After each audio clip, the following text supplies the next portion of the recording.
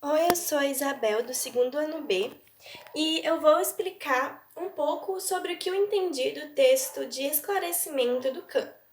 Primeiramente, eu vou começar explicando o que é a razão pública, que seria expor os seus conhecimentos para que ele possa ser discutido, dialogado e aprimorado, que se opõe à razão privada, que são aqueles momentos em que você é obrigado a obedecer. Por exemplo, no contexto militar, você é sempre obrigada a obedecer sem relutância o seu superior. Então, para Kant, o que é o esclarecimento de fato? Seria a saída do homem de sua minoridade. Mas tá, quando eu primeiramente vi essa palavra minoridade, a primeira coisa que me vem, provavelmente veio a várias pessoas na mente, foi o conceito que a gente usa mais no nosso cotidiano, que na nossa sociedade brasileira, por lei, menores de idade são pessoas menores de 18 anos. E essas pessoas não podem fazer nada ou praticamente nada sem a permissão de seus pais ou responsáveis ou, ou sem a permissão legal do Estado. Então, semelhantemente a isso, o Kant explica que a minoridade é a incapacidade de servir de seu próprio conhecimento sem a tutela de um outro. Mas uma diferença é que o Kant associa isso à mentalidade de um ser humano e não necessariamente à sua idade.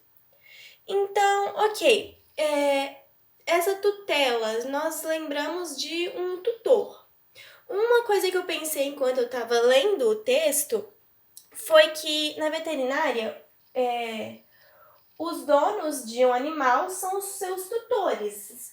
Então, no mundo animal, por exemplo, um cachorro que foi ensinado a proteger a casa, vigiar se está alguém chegando, faz isso, mas ele não para questionar por que ele está fazendo isso. Ele simplesmente faz isso porque o seu tutor o mandou e ele foi criado assim. Então, semelhantemente ao mundo animal, no mundo humano, todos, para Kant, vivem nessa situação de minoridade, numa heteronomia que se opõe à autonomia. Então, um exemplo disso seria a igreja ou qualquer outra instituição religiosa que tem um líder que dita para os seus fiéis o que é certo ou errado diante as opiniões daquela religião, muitas vezes a opinião pessoal desse líder, dependendo de qual for.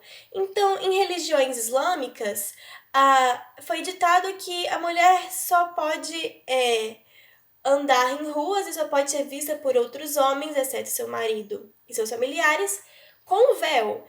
Assim como em algumas vertentes da religião evangélica, você não pode cortar o seu cabelo. E outro exemplo disso é o Estado. O Estado impõe a nós leis que nós somos obrigadas a segui-las. Apesar de que nós nunca contestamos elas, nós só somos simplesmente obrigados a segui-la porque um maior, ou seja, um tutor, nos obriga a fazer isso. Quase que obriga, né? Enfim, então, para Kant, as pessoas se tornam maiores quando a humanidade passa a fazer o uso público da sua razão, ou seja, decidir por si próprio o que é certo, o que é errado, o que é verdade, o que é mentira, tendo assim consciência própria e não obedecendo seus tutores. Não é uma razão individualista. Essa razão, por ser pública, deve ser discutida com outros membros da sociedade. E também não trata-se de negar os seus tutores, e sim só de aceitar o que lhe é imposto, se ela tiver conformidade com sua razão.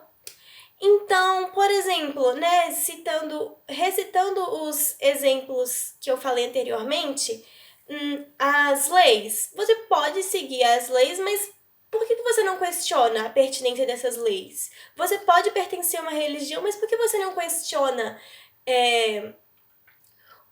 os motivos desses mandamentos serem desse jeito? Por que você tem que seguir esses mandamentos dessa maneira?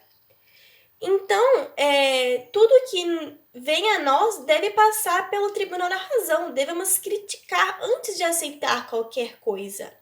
E os principais fatores que fazem uma pessoa ficar estacionada na menoridade são a covardia e a preguiça. Por exemplo, se você está acima do peso, é muito mais cômodo você pagar um nutricionista para te fazer uma dieta, muito mais cômodo você pagar alguém para te passar exercícios, comprar alguma pílula que emagreça, do que você parar e refletir por que o seu corpo está assim. O que você está fazendo de errado? Ou então no contexto da escola. Muitas pessoas, principalmente no EAD, veem que é muito mais fácil você simplesmente pesquisar na internet ou perguntar para o seu amigo a resposta de alguma questão, do que simplesmente estudar de fato aquele conteúdo, tentar compreender como ele é aplicado, as suas razões. Então, o lema principal do esclarecimento é um ditado em latim que é o separe aude, ouse saber, tenha coragem de criticar o mundo à sua volta.